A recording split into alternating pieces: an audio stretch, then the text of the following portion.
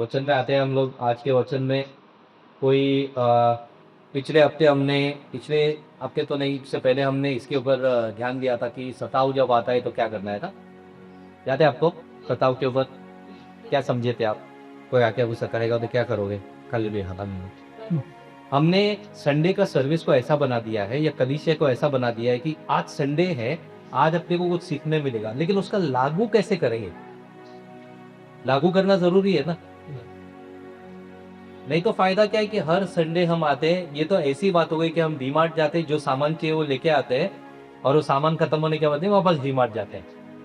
इसका लागू कैसे करना, इसको कैसे अपने जीवन में अपनाएंगे आप, क्या करेंगे?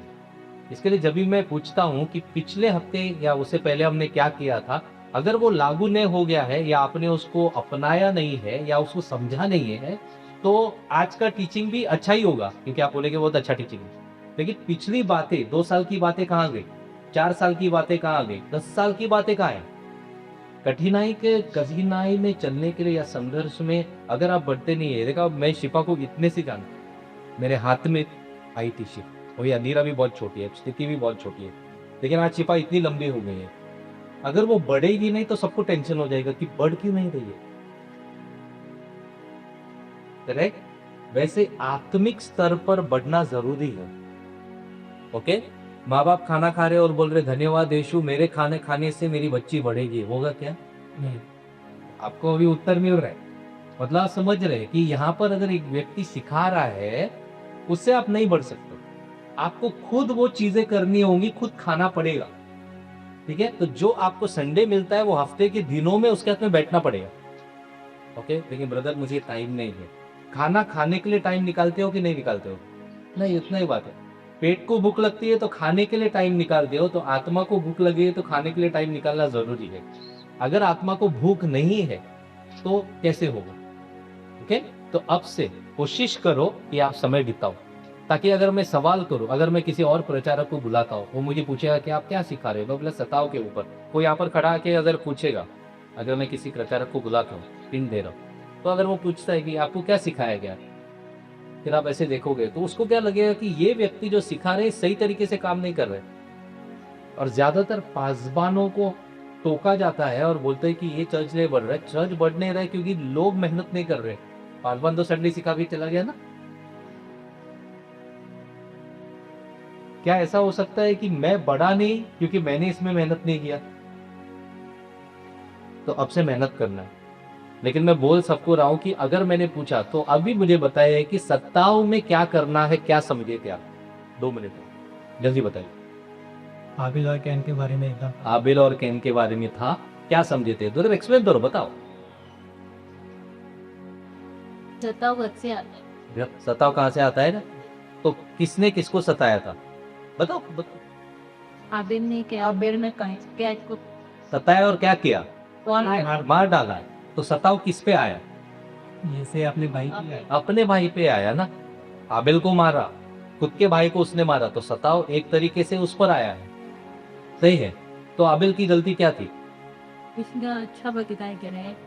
कह रहे तो उसकी गलती क्या है? उसके आगे से इसकी भी गलती नहीं की। नहीं है, फिर भी उसको सताया गया। तो आबिल जो है हमको दर्शाता है यीशु मसीह। कैसे? यीशु को अपने भाइयों ने क्रूस पर चढ़ाया। यहूदियों के बीच में था, यहूदियों से आया उसके भाई ने, उसके परिवार के लोग, यहूदी उसके परिवार के लोग, उन्होंने ही उसको क्रूस पर चढ़ाया। यहाँ पर आबिल भी हमको दर्शाता है यीशु मसीह, उसके भाई ने ही जलन में उसको क्रूस पर चढ़ाया। समझ में आ रहा है? और क्या समझिएगा? करेक्ट। अगर आपने बुक में लिखा तो इसके लिए मैं बोलता हूँ, बुक भूलेगा क्या? हम भूलेंगे। हाँ हाँ, देवान आमकां बिवसाक मदीना आमकां स्वातंत्र्य बळवंतूक हो कारणाने नियंत्रण करता तो परमेश्वर ने हमको डर का आत्मा नहीं दिया है, लेकिन हमको किस बात का आत्मा दिया है? शांति प्रेम और संयम। इसका आत्मा दिया है शांति प्रेम और संयम। प्रेम का, संयम का और सामर्थ का आत्मा दिया। परफेक्ट। इसका आत्मा दिया है प्रेम का, संयम का और सामर्थ का आत्मा दिया। अगर वो आत्मा अंदर काम करता है तो सत्ताओं के बीच में, कठिनाई के बीच में आपका स्वभाव कैसे होगा? क्या होगी? मैं सताव इसके बारे में नहीं बता रहा हूँ, अभी फिलहाल पूछ रहा हूँ बाहर से जो आता है। यीशु ने कहा बाहर से सताव आया, उसको कुछ कर नहीं सकते। यीशु ने खुद कहा है कि मुझे सताया तुम्हें भी सताएंगे। ये यीशु ने कहा। ओके, तुम चर्च बदल सकते हो, सताव किधर से भी आएगा? मालूम पड़ा कोई कोई व्यक्ति का पीछे सताव लगा रहता है, ये अर्जुन भाई वहां थे वहां पर सताए गए, यहाँ पर है यहाँ पर सताए जाते हैं। फिर बोलेंगे नहीं, दो चर्च के अंदर मैं बहुत परेशान हो गया, अब मैं जाऊंगा विनोद के चर्च में, वहां पर तो सब अपने लोग हैं, वहां पर जाएंगे। ये जाने के बाद में सताव शुरू होगा। तो किसी किसी के पीछे सताव चलता है। ओके, उनके अंदर योना का स्पिरिट है, जोना मालूम है ना, वो जिस बोट में आता है वही डूबने लगता है। वैसा जोना मालूम है वैसा। तो कोई कोई लोग ऐसे होते हैं कि वो लोग सत्ताओं से भागने की कोशिश करते हैं, लेकिन सत्ताओं से गुजरने के लिए उनके अंदर हिम्मत नहीं होती। लेकिन वचन बोलता है कि तुमको एक आत्मा दिया गया है। कौन सा आत्मा है? सामर्थ का, संयम का और प्रेम का आत्मा दिया है कि देने वाला है? दिया। तो अपने आप को बोलो, मुझे सामर्थ, प्रेम और संयम का आत्मा दिया है। मुझे सामर्थ, प्रेम और संयम का आत्मा दिया है। 5 बार बोलना है अपने आप को, बोलो ये, सामर्थ, प्रेम और संयम का आत्मा। मुझे सामर्थ, प्रेम और संयम का आत्मा मिला है। मुझे सामर्थ, प्रेम और संयम का आत्मा मिला है। मुझे सामर्थ, प्रेम और संयम का आत्मा मिला है। मुझे सामर्थ, प्रेम और संयम का आत्मा मिला है। मुझे सामर्थ, प्रेम और संयम का आत्मा मिला है। ऐसे स्क्रिप्चर याद होगा, जितना बार आप उसको दोहराओगे उतना आपको याद रहेगा। ओके, क्योंकि अगर मैं आपको लिस्ट दूं स्क्रिप्चर का, ये दोहराना है, आप लोगे एक बार बोलोगे तो पेपर अंदर जाएगा बाइबल के अंदर। फिर अगले टाइम जब आप कठिनाई में आओगे तो भूलोगे पेपर किधर रखा है, पेपर रखा किधर है, शिफा पेपर किधर है। शिफा बोल रही है मुझे थोड़ी दिया था पेपर। ओके, बाद में सब आपके संघर्ष के अंदर जो है सब बच्चों पे आ जाता है, या कोई मिलता है तो उसको आ जाएगा। Praise the Lord. कलीसिया का महत्व क्या है इस संघर्ष में, इस कठिनाई में? कलीसिया क्या है देखेंगे। कलीसिया सिंपल वर्ड्स में या सिंपल वाक्यों में मुझे बताइए कि कलीसिया क्या है या कौन है? कलीसिया हम लोग थे। हम लोग यानी कौन? विश्वास। विश्वास करने वाले। किस पर विश्वास करने वाले? आप बता ही नहीं रहे हो किस पर विश्वास कर रहे हैं, तो कैसे पता चलेगा? यीशु पर। किस पर? यीशु पर। यीशु पर विश्वास करने वाले। किस पर विश्वास करने वाले? यीशु पर विश्वास करने वाले। अलग अलग लोग अलग अलग बातों पर विश्वास करते हैं, आप किस पर करते हो? कलीसिया वो है जो यीशु पर विश्वास करती है, क्योंकि विश्वासी बहुत है। कलीसिया कौन है? जो वचन पे चलते हैं। बहुत लोग अन्य जाति के भी वचन लेकर चलते हैं। कौन है वो कलीसिया? मसीहा नहीं है कलीसिया, मसीहा कलीसिया का सिर है। करेक्ट। कलीसिया कौन है? ये जो भी आप बात कर रहे हो, जैसे अभी बोला कि जो विश्वास करते हैं, बहुत सारे लोग विश्वास करते हैं। कलीसिया उसकी दुल्हन है। कलीसिया उसकी दुल्हन है। बनी कैसे? वही तो मैं पूछना आपको, कलीसिया कौन है? उसने अपना बलिदान दिया ना बाहर। सबके लिए किया है। कलीसिया कौन है? यहाँ पर हम एकत्रित होते हैं, वहाँ पे कलीसिया होती था। बहुत सारे लोग अलग अलग जगह पे एकत्रित होते हैं। ये ना 10 जन में जो दीपक लेके बैठे थे, लेकिन वो सो गए थे, जो 5 थी वही दुल्हन के साथ थे। वो क्या लेके बैठे हैं? दिया में तेल। तो क्या है उसका मतलब? पवित्र कलीसिया कौन है? पवित्र आत्मा। कलीसिया कौन है? पवित्र आत्मा। पवित्र आत्मा नहीं है। पवित्र आत्मा है, पवित्र आत्मा से भरे हुए। सिर्फ पवित्र आत्मा से भरे हुए जो लोग हैं वो कलीसिया है। यहाँ पर बहुत लोग आके बैठ सकते हैं। यदि आप पवित्र आत्मा से नहीं भरे हो तो आप एक ग्रुप के भाग हो, कलीसिया के भाग हो। आप बोल सकते हो बाहर कि मैं जा तो रहा हूँ चर्च, लेकिन जब आप में पवित्र आत्मा है, पवित्र आत्मा आपको मसीहा के कलीसिया का भाग बनाता है। नहीं तो आप नहीं बन सकते ना। खुद से बनना होता तो फिर हमको प्रचार करने की जरूरत नहीं, हम तो सब आते इधर बैठ जाते हैं, सब अलग अलग जगह पे जाते हैं। जो पवित्र आत्मा से भरे हैं वही लोग कलीसिया के उसके देह के भाग हैं। यदि हम कहते हैं कि हम परमेश्वर के बच्चे हैं, हम वो हमारा सिर है, हम उसके भाग है, देह है, तो उसका लहू, उसका मांस, उसकी मांसपेशियां उस शरीर में होनी जरूरी है कि नहीं है? उसका मतलब है कि उसके आत्मा से भरे हुए लोग जो हैं वही उसकी कलीसिया है। तो बोलिए कि मैं यीशु की कलीसिया हूँ। मैं यीशु की कलीसिया हूँ। अब मुझे बताइए कैसे बनी कलीसिया? पवित्र आत्मा आने से। तो से पवित्र आत्मा आने से। पवित्र आत्मा आने से। ओके, पुराने नियम में जहां 2 या 3 व्यक्ति मेरे नाम में उपस्थित हैं वहां पर मैं हूं। पुराने नियम में पवित्र आत्मा आया नहीं, पवित्र आत्मा बाहर है, इसके लिए मैं उपस्थित हूं। अब वो उपस्थित आप में है। वापस मैं कहता हूं, ओके? कैसे पता चलता है पुराने नियम में? क्योंकि जो सुसमाचार है वो यीशु की जीवन शैली है, यीशु का जीवन के बारे में इतिहास है। यीशु यहाँ पर पैदा हो गया, यीशु यहाँ पर गया, ये चंगाई की, वो किया, उसके जीवन के बारे में दिखता है। लेकिन वो कलीसिया के बारे में कुछ नहीं है वहां पर। कलीसिया पेंतिकोस्त के दिन पे आया, तो जिस वक्त पवित्र आत्मा आता है वो 120 उसकी देह बन जाते हैं, उनकी पवित्र पवित्र आत्मा आत्मा आने से हम उसकी देह बन गए। बन जाते हैं। और पवित्र आत्मा उनके ऊपर उतरा, और वेरी गुड, फिर वो कलीसिया बनी। कलीसिया बने। ठीक है, फिर उन्होंने प्रचार किया।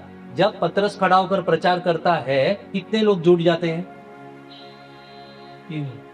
कितने जोर से? 3000 लोग जुड़ गए। तो वो क्या हो गया? वो एडेड टू द चर्च, कलीसिया के भाग बने। अभी क्लियर हो रहा है? पवित्र आत्मा आने के बाद, बिना पवित्र आत्मा के हो नहीं सकता है। आप बाहर जाते हो, आपने इनको वचन दिया, ये बोले कि मुझे आना है प्रार्थना के लिए, आप आओ, यहाँ पर हम लोग प्रार्थना करते हैं चंगाई के लिए, आप आओ। तो ये आते हैं, कलीसिया के भाग नहीं है, पवित्र आत्मा से भरे नहीं। ओके, या एक नाम का नैसर्गिक चर्च का भाग हो गए, लेकिन मसीह की देह का भाग नहीं है। क्यों? पवित्र आत्मा आया नहीं। ये डिफरेंस है। इसके लिए हम जब वचन देते हैं, हम जब आपको वचन देते हैं, हम चाहते हैं क्या? पवित्र आत्मा से लो। पवित्र आत्मा से भरना मतलब अब ये उंगली जुड़ गया यहाँ पर, आप समझ रहे? नहीं तो उसका मतलब क्या है? उंगली यहाँ पर है, भाग मतलब ये यहाँ पर तो है लेकिन जुड़ा हुआ नहीं है। जुड़ने के लिए आत्मा का आना जरूरी है। तो आपको देखना है, अगर आप किसी को वचन देते हो तो आपका लक्ष्य होना चाहिए कि ये पवित्र आत्मा से डरे। मुझे ऐसा लगना नहीं चाहिए या आपको ऐसा लगना नहीं चाहिए कि विनोद के आने से, आंटी के आने से वाह ये चर्च का भाग है। क्या तुम पवित्र आत्मा से भरे हो? पवित्र आत्मा से भरना जरूरी है।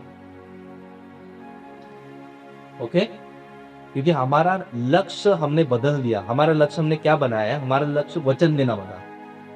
तो आप किसी को भी मिलते हो तो वचन देते हो, वचन देते हो, वचन देने के बाद आप क्या करते हो? अगर किसी को आपने वचन दिया तो क्या होता है? आपको किसी ने वचन दिया था ना, कितने साल पहले? 10 साल, 20 साल, 25 साल, 30 साल, किसी ने तो बताया। आप कहीं और थे, फिर आपको आके वचन दिया लिया ना कि आप क्रिश्चियन धर्म में, क्रिश्चियनिटी में पैदा हुए। कैसा है? दिया।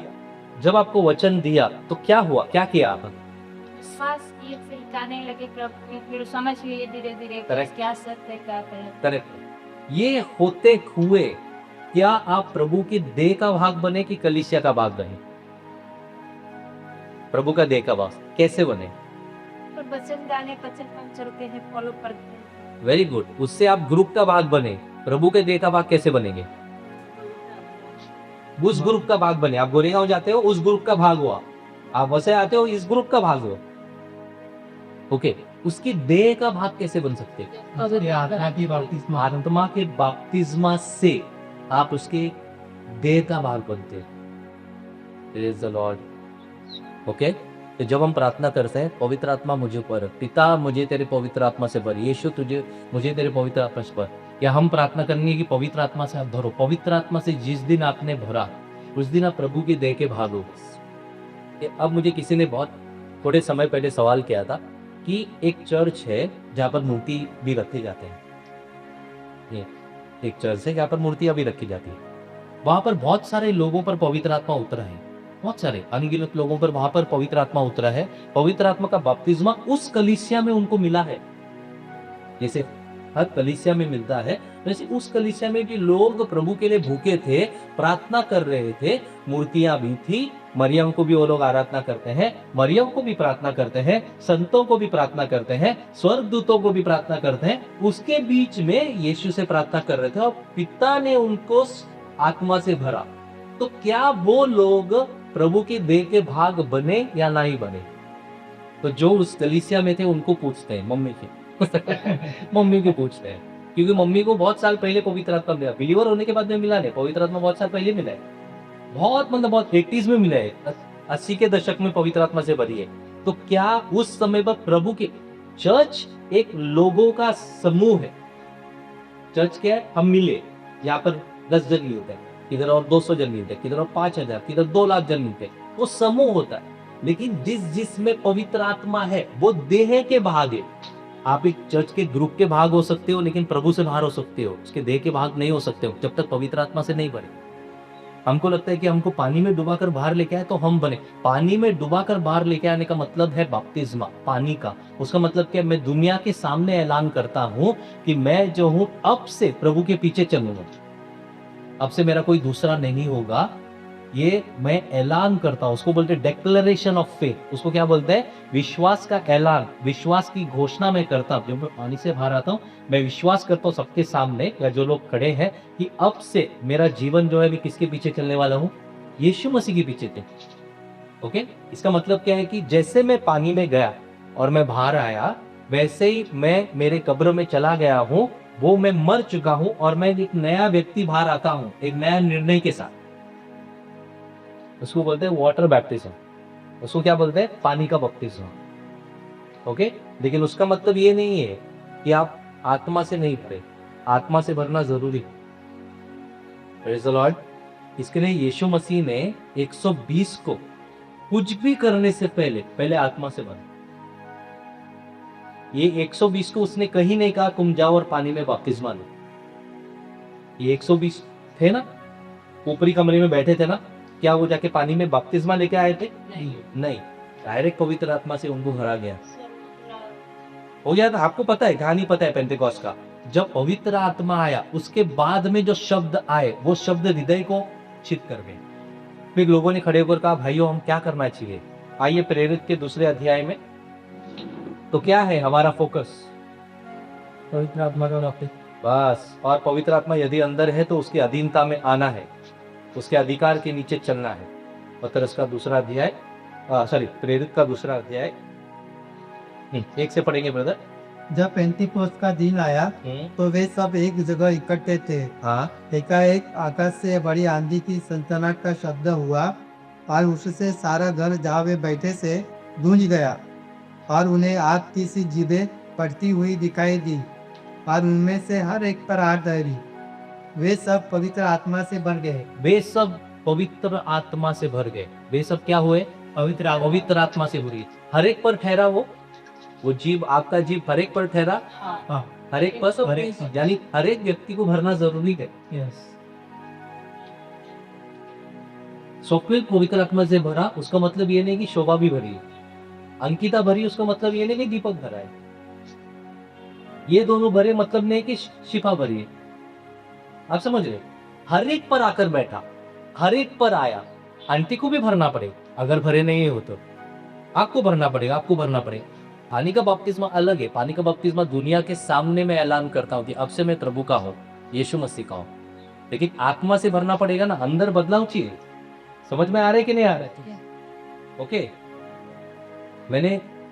मैंने किया था, मैंने 3-4 जन को बैठते थे, 3 जन को दिया मेरे पूरे जिंदगी में, उधर भुईगांव बीच पे। ठीक है, पानी में डुबाया। उससे पहले हमने उनको सिखाया, भाई तुमको बपतिस्मा दे रहे हैं ये समझने के लिए कि बपतिस्मा मिलने से तुम क्रिश्चियन में होते हो। बपतिस्मा से तुमको उद्धार नहीं मिलता है, क्योंकि उनके मन में था कि अरे पानी में डूबना है, पानी में डूबेंगे तो अभी हमको उद्धार मिलेगा। उद्धार पवित्र आत्मा से नहीं, उद्धार यीशु के नाम से मिलता है। समझ में आ रहा है? यस। तो पवित्र आत्मा से भरना बहुत जरूरी है।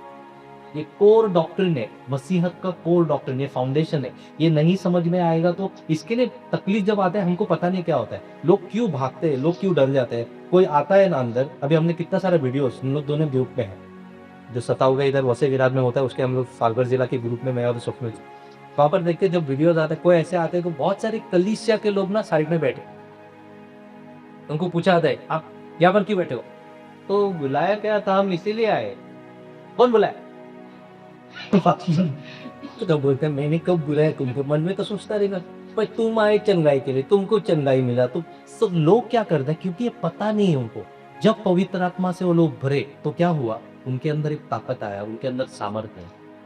ओके, प्रेरित का खेत का 8 देखो ब्रदर, प्रेरित का खेत का 8। परंतु जब पवित्र आत्मा तुम पर आएगा तब तुम सामर्थ पाओगे। क्या पाओगे, सामर्थ, क्या पाओगे, सामर्थ। तो जब सामर्थ आप पर आएगा तो कुछ भी कठिनाई आती है, संघर्ष आता है, तकलीफें आती है, तो तुम्हारा क्या रिएक्शन होगा, डर का होगा या सामर्थ का होगा? सामर्थ। हेलो, समझ में आ रहा है? Yes no? ओके, तो अगर तुम्हारा रिएक्शन ऐसा होता है कि तुम में डर है, एक ही आत्मा काम कर सकता है, पवित्र आत्मा या उस आत्मा के बारे में जो डर का आत्मा, वो आत्मा हमको दिया नहीं है पिता ने, तो वो आत्मा कहीं और से आया है। तो God has not given us the spirit of fear, God has not given, परमेश्वर ने हमको वो आत्मा दिया नहीं। ओके, तो हाँ, तो आसपास जो बैठा है उनको बोलिए कि परमेश्वर ने तुमको डर का आत्मा दिया नहीं है। परमेश्वर ने तुमको डर का आत्मा दिया नहीं है। अब मुझे बताइए, डर लगता है कि नहीं लगता है? लगता है, क्यों? अगर परमेश्वर ने नहीं दिया है तो ये आत्मा कहाँ से आया, कहाँ से आया? आदम से नहीं आया है। एक और एक चर्च के अंदर अभी क्योंकि हम आदम के बारे में सीख रहे हैं, आदम मसीहा, तो हम सब ब्लेम आदम का जाए। आदम से नहीं आया। डर का आत्मा कहाँ से आता है? दुनिया से आया है। दुनिया से आया, करेक्ट, क्योंकि डर का आत्मा दुनिया का आत्मा है। ओके, और वो हम में कैसे काम करता है, हमारे इंद्रियों से काम करता है। कैसे काम करता है? इंद्रियों से। हमारे पास 5 इंद्रियां है ना, कौन से इंद्रियां हैं? हाँ, मतलब सुनना, देखना, सूंघना, बोलना और छूना। डर कैसे आता है? ये आत्मा हम में काम कैसे करेगा, जब आप कुछ देखते हो, ओके, आपके बाजू में किसी ने किसी को मारा, क्या हो गया? डर आ गया। आपने कुछ सुना, डर आ गया, करेक्ट। इसके लिए हम मोबाइल पे क्या देखते हैं, किसका क्या सुनते हैं, बहुत इंपॉर्टेंट है, स्पेशली ये सब उम्र में बहुत इंपॉर्टेंट है कि माँ बाप रहते नहीं है साथ में, फ्रेंड्स के साथ में बैठ के भूतों के बारे में बात होती है, फिर रात को नींद नहीं आती है, फिर माँ बाप को लगता है शैतान आ गया। शैतान आया नहीं, ये तो बातें थी जिसके अंदर से डर आया। हम एक्सट्रीम, बिलीवर्स लोग एक्सट्रीम लेके जाते हैं। अगर बच्चा डरेगा तो बिलीवर बोलते हैं कि अब तो शैतान मेरे घर में काम कर। शैतान काम नहीं कर रहा है, बस इस पर डर निकालना है। डर निकालने के लिए आपको सामर्थ की जरूरत नहीं। सामर्थ आत्मा से आएगा, आत्मा के द्वारा आएगा, क्योंकि जब पवित्र आत्मा आएगा तुम क्या पाओगे? सामर्थ पाओगे। Praise the Lord. Yes, okay. तो ये वीडियोस जब हम देखते हैं, वीडियोस के अंदर सामर्थ नहीं है लोगों में, क्योंकि प्रेरित का 1:8 हुआ नहीं है। वो लोग तो चर्च में को आते हैं, हालेलुया करके ताली बजाते हैं, नाच रहे हैं, सब करते हैं, वैसे हम नहीं करते। ओके, सामर्थ कहाँ पर है? सामर्थ के लिए वापस पढ़ो 1:8 ब्रदर। परंतु जब पवित्र आत्मा तुम पर आएगा तब तुम सामर्थ पाओगे। तब तुम क्या पाओगे? सामर्थ पाओगे। तब तुम क्या पाओगे? सामर्थ पाओगे। फिर क्या करोगे? और यरूशलेम और सारे यहूदिया और सामरिया में और पृथ्वी के छोर तक मेरे गवाह होंगे। तब तुम क्या बनोगे? गवाह मेरे गवाह बनोगे। तो गवाह बनने के लिए सामर्थ की जरूरत है, सामर्थ पाने के लिए आत्मा की जरूरत है। ओके, तो आत्मा नहीं तो हमारा पूरा मसीहत का जो यात्रा है इस नैसर्गिकता में, वो कहां पर जाएगा? तो पवित्र आत्मा ही नहीं है। एक व्यक्ति जो है ना, जैसे मैं मेरा उदाहरण देता हूँ, मैं इस कलीसिया में 30 साल बैठ सकता हूँ बिना पवित्र आत्मा के, और सब कुछ सीख सकता हूँ वचन से, और आपको सिखा भी सकता हूँ, लेकिन आत्मा ही नहीं। तो बहुत सारे लोग कलीसिया में ऐसे बैठे हैं। तो हमको देखना है कि क्या हम पवित्र आत्मा से भरे। आमेन।